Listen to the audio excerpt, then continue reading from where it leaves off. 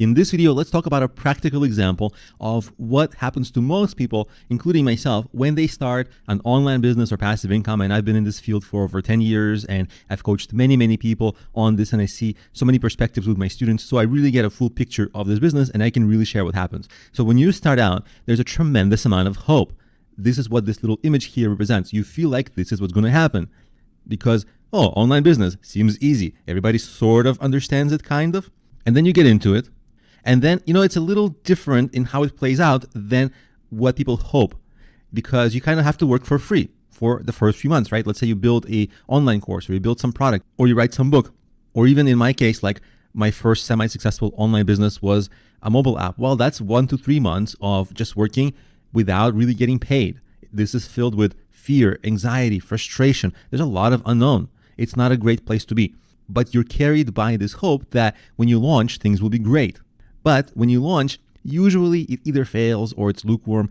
It's nothing specific to any individual. This is just statistically what happens to most people. Think of any industry you want to get into. It's filled with professionals and experts. And when you enter that field, you're sort of like starting out and there's all these mistakes, a lot of challenges you knew there were going to be challenges, and a lot of challenges you had no idea there were going to be challenges. So they're just a learning curve. And that's why things typically don't succeed on the first try.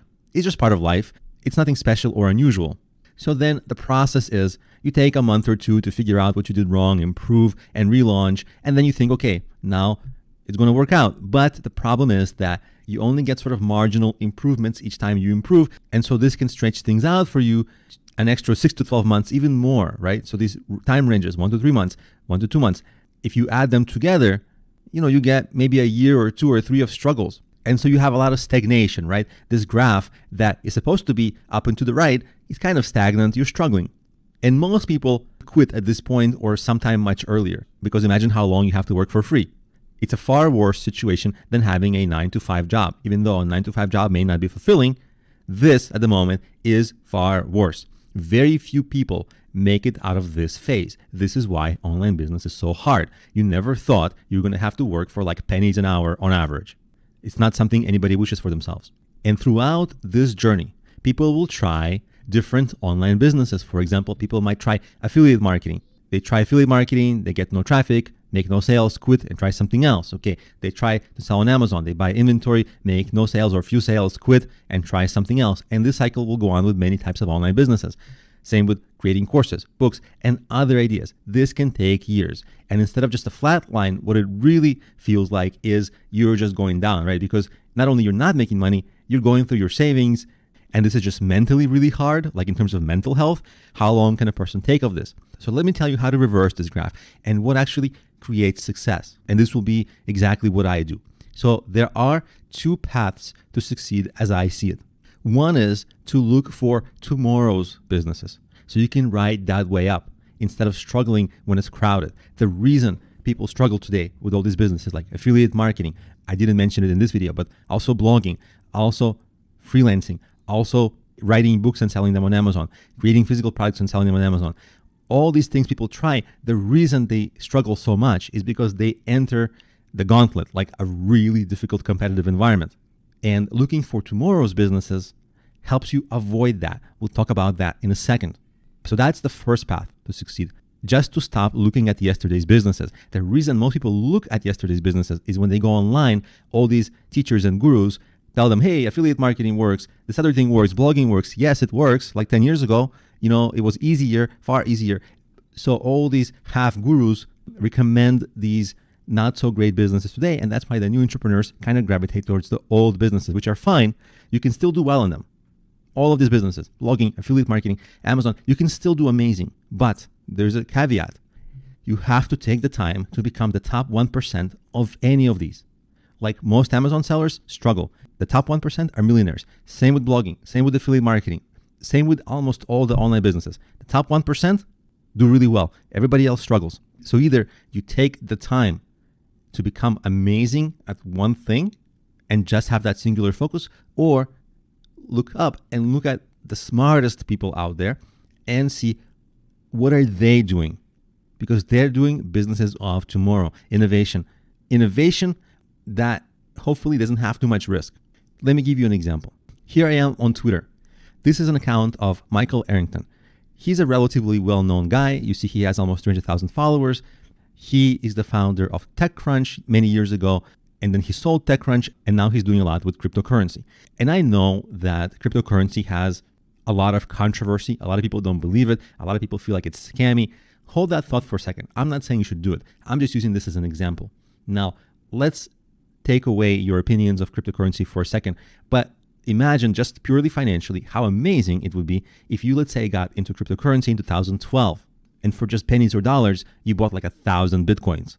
Okay, you'd probably be retired by now, right? All of your financial needs would be solved forever. But how do you know about this moving forward? Well, if you follow people who are really in the know, who are open about sharing, like this guy, Michael Arrington. Now he's managing a fund for cryptocurrency. And you know what? He's extremely accessible. Just like he's accessible to me, he's accessible to you through Twitter. Of course, he doesn't share everything, but he shares enough. So here's a tweet he made, this one. And I specifically wanted to show you this one. Here's the tweet. A new cryptocurrency is debuting. Okay. What if this one, let's say, starts selling at a penny, but goes to $5 in like 10 years? And let's say you bought a bunch of this, just like you would have bought Bitcoin before. Okay, that will also solve all your retirement needs, right? Now, of course, things are not that easy, and probably that won't happen. But this is exactly an example of how to get on something on day one. And I don't have to be a genius. I don't have to know more than you. I just have to follow smart people who are in the know. They're all over social media. They share relatively freely. So it's not so difficult to find tomorrow's ideas. And if you think, oh, Alex just gave this cryptocurrency idea, it's easy. Okay, here's a very different guy, Robert Scoble. His name is Scobleizer. Right now, he's huge into virtual reality, augmented reality.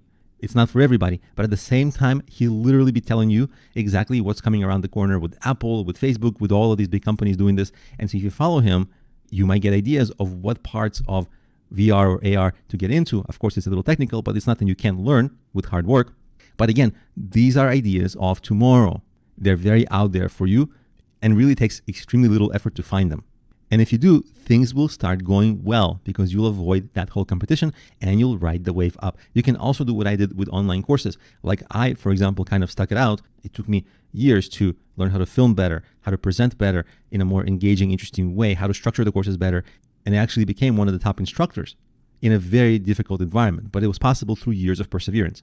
But now I can do both. I can look at forward-thinking businesses and I can keep growing my course business today. But it's not like I just landed on this. It came from persevering the long time of working an equivalent of like pennies per hour and struggling and failing. And I made it out of the other end of that. And if you can do the same thing, then you can do well with an online business. So you see, it's quite different than how you probably may imagine it before this video. Did you find this insightful? Was it useful in your journey to improve your productivity and increase your bottom line? If so, we have some good news for you. Along with other outstanding lecturers, we have developed a wealth of resources, including tools and online courses, many of them which are free, by the way, in order to help you develop your understanding of your business, bring clarity to your journey, and see what works for your enterprise. Get in touch today.